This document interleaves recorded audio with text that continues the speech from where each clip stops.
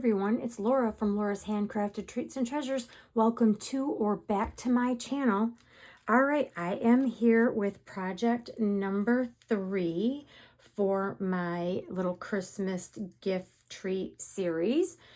This will be in my Christmas Treat Gift Series 2025.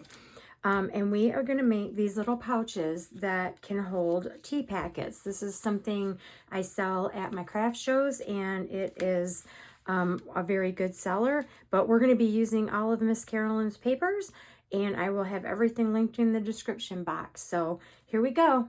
Let's get started. Okay, so let's get started.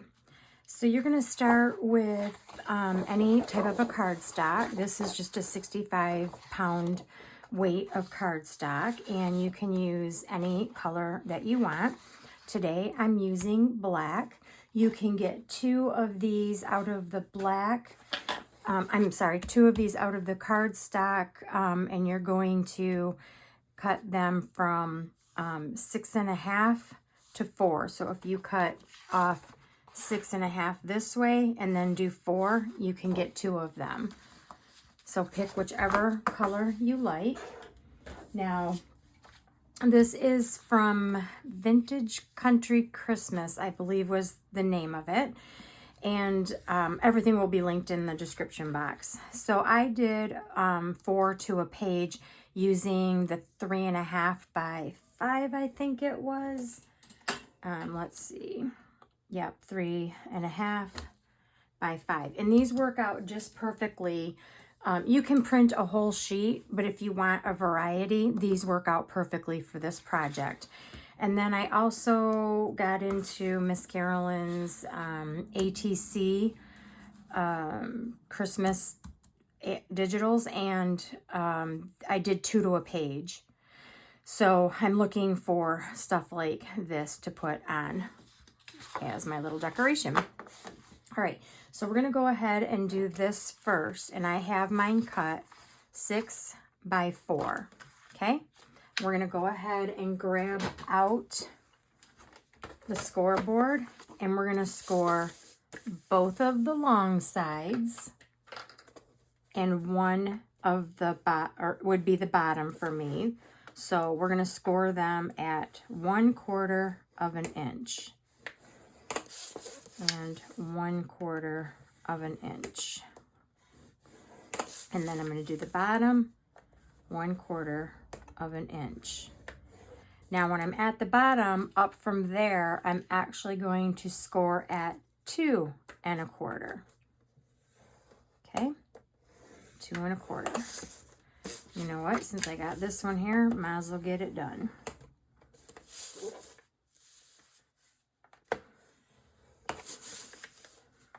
Okay, so now we have 2 of them. All right, so let's go ahead and we're gonna burnish that. Get over there. And we'll do that for both of them.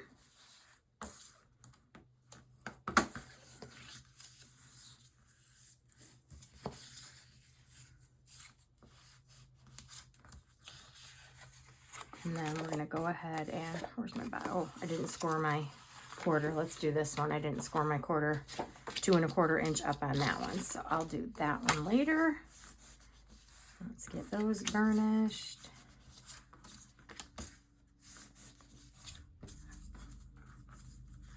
Okay.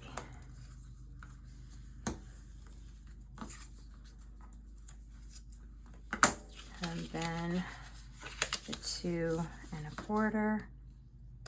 All right, so from this point, what I like to do, what works best for me, is I take my scissors and cut these ends. I'm going to cut this end, and then I'm actually going to snip this off first, like this. And there is a method to my madness as to why I'm going to do this. Come on, get out of there. So I'm actually cutting away from that score line. Okay, now what I like to do is I'm going to turn these in, and I'm going to bring this up. I'm going to hold it, and then I'm going to cut down this score line. The reason being is it just gives you a much sharper, if you're trying to do it just freehand. If you're good at that, go for it. I'm just not, and I need all the help I can get. See, I'm even wonky doing it that way, but I'm close enough.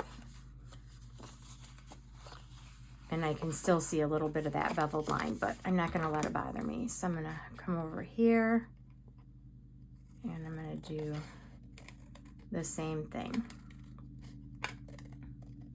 Okay, and then I'll go straighten these up just a little bit because they're not quite right. I'm sure there's an easier way to do it. This is just the way I do it. All right, and it's not gonna matter that much anyway. Okay, let's get some of this stuff out of the way. There. And then I can always push them back down. All right, so now we're going to bring in our paper. Now, when I did these, when you do them 4 to a page, they cut or they print like long ways. I mean, this is 2 different directions, but for the most part, they're that sheet of paper and they're going this way. At least that's the way I see it. So what I'm gonna do, I'm gonna bring in my little chomper here. And the first thing I'm gonna do is cut along that top line. Okay, and then I'm gonna cut along all of my edges. And I'm not worried about the middle because some of that has to be cut away anyway. So I'm saving myself a step by not worrying about that middle right now.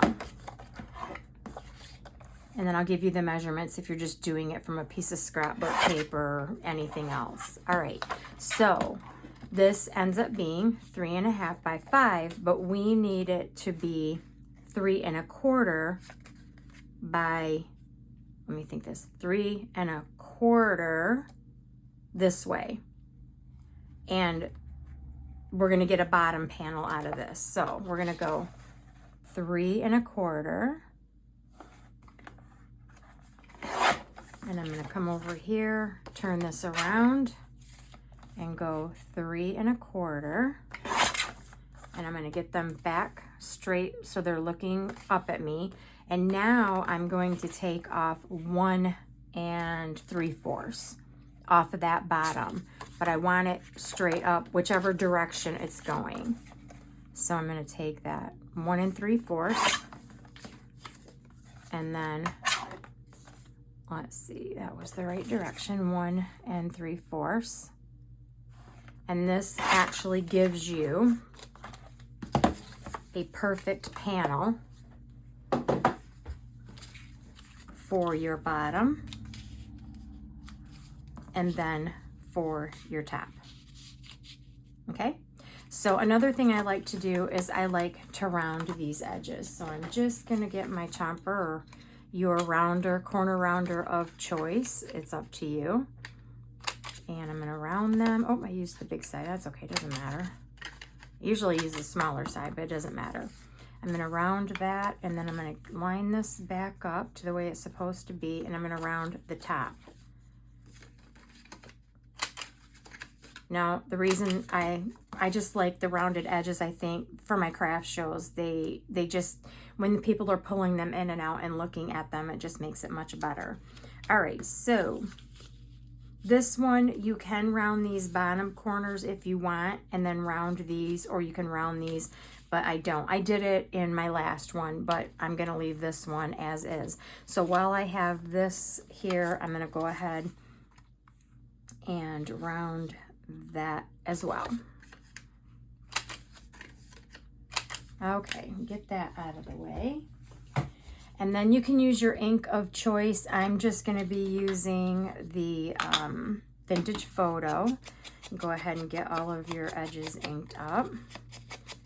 And like I said in several of my videos, if I'm mass making these, I do everything in order. So I would make the little pocket thing first, and then I would cut all these out. I would just do everything in its own little sequence, and then I can mass make them.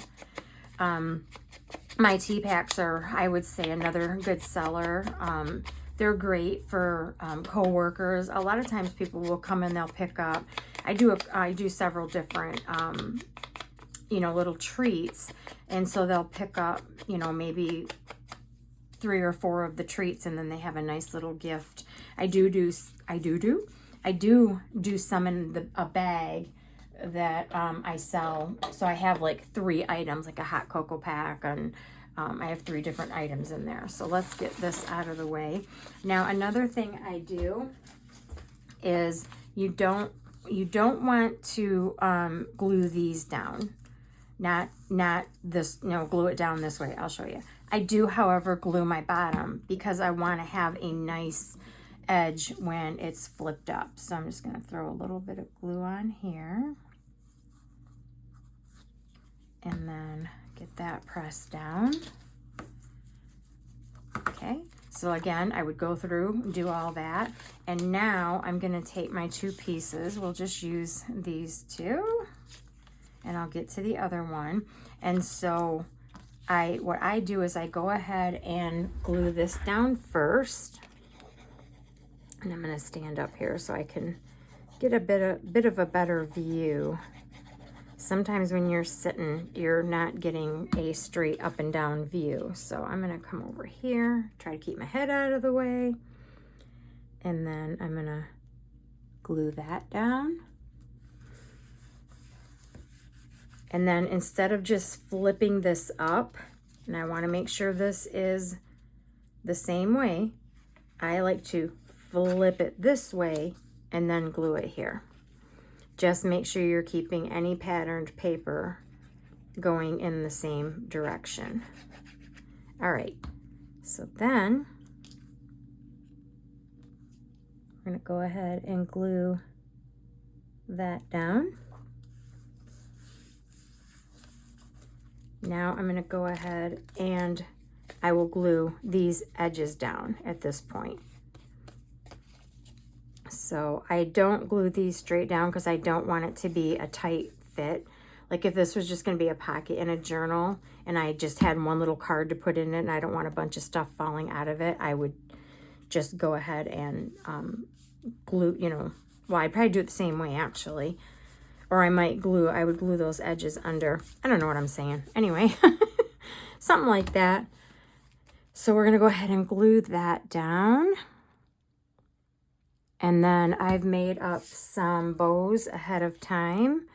You can use any type of bow that you want. So I think I kind of like that one. I do like this one. Which one? I don't know, but I like the black one too because I think it picks everything else up. So let's do the gold one. All right, I'm going to do this one. This one I do like to do with my hot glue gun, so I'm going to go ahead. I had this all ready to go. And I'm just going to put that in the middle.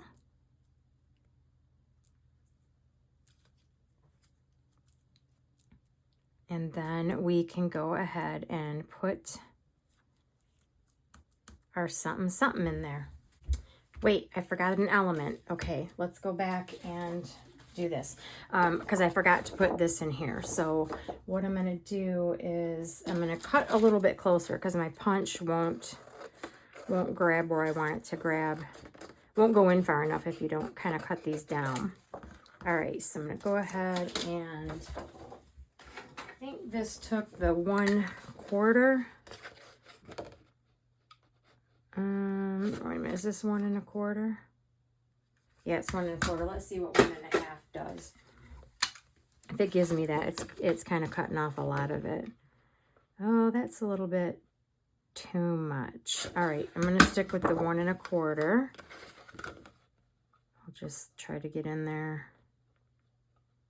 Okay, so I'm going to do that. And grab a couple of them here. All right, I'm also going to go ahead and ink that up.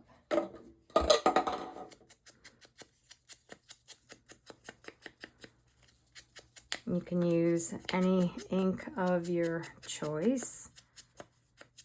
I do have a couple other inks I really do like to use, but I thought for time's sake we would just keep it simple so I don't have to dig everything out. And now I just went to my circles, and then I just got out, this is something, a stamp that I have.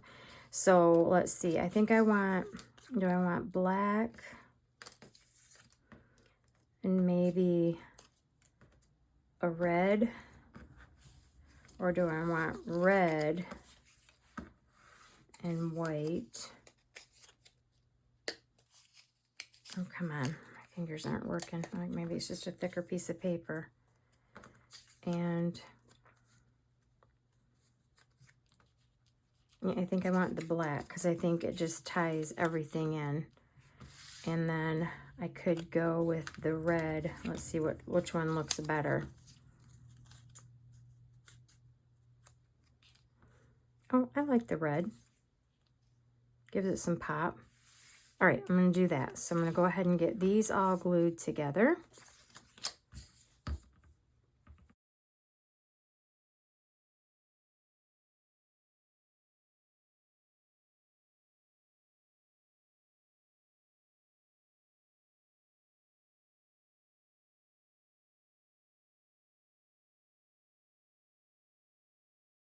All right, so then I think what I'm going to do is I'm going to go ahead and pop that up, give it a little elevation.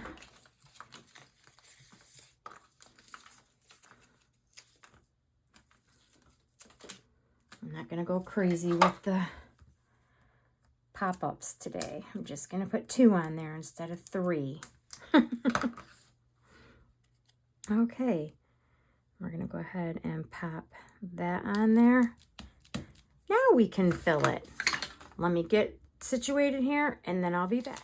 All right, so you can go ahead and fill it with your favorite tea. I only have the orange spice right now, but a lot of times I'll get like the chai tea latte because it actually matches the, kind of matches the packaging. And then put your cute little spoon in. I got that from the Dollar Tree in their party section. And if you don't want a tea bag, you can always use any type of different candy. In fact, a couple of these I think would fit in here. But you get the idea, and you can think of what you want to put in there. But yeah, there you go. So I hope you enjoyed this, and we'll see you in the next one.